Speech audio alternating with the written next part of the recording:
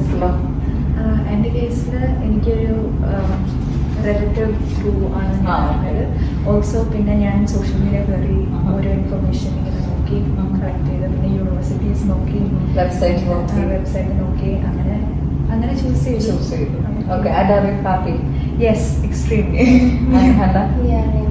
Okay, so നിങ്ങളുടെ BSc psychology എന്ന് പറയുന്ന ഈ ഒരു പ്രോഗ്രാമിൽ LSM യൂണിവേഴ്സിറ്റിയിൽ ഇപ്പോൾ അപ്രോക്സിമേറ്റ്ലി 2ാമത്തെ സെമസ്റ്റർ ഫിനിഷ് ആവാനായിട്ട് പോകുന്നു. അപ്പോൾ ഈ 2 സെമസ്റ്ററോളം എത്തിയ സ്റ്റുഡൻസ് എന്നുള്ള രീതിയിൽ നിങ്ങളുടെ ക്ലാസ്സിൽ എത്ര കുട്ടികളുണ്ട്?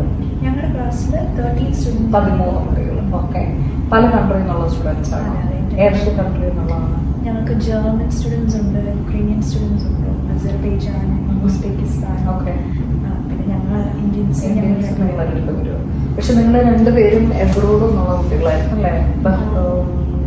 ബഹ്റിന് 2 പേരും ബഹ്റിൻ. ഓക്കെ ഓക്കെ, മനസ്സിലായി. കാരണം കഴിഞ്ഞ വർഷം നമുക്ക് ഈ പറയുന്ന പോലെ ഡബിൾ ലീഗലൈസേഷൻ നിങ്ങൾക്ക് ബഹ്റിന് വേണ്ട, അത് ഇത്തവണ പക്ഷേ അതിൻ്റെ റെഗുലേഷൻസ് വ്യത്യാസം. അപ്പോൾ അത് കാരണം ബഹ്റിൻ നിന്നൊക്കെയുള്ള കുട്ടികളാണ് പിന്നെ നമുക്ക് പ്രോസസ്സ് ചെയ്യാം.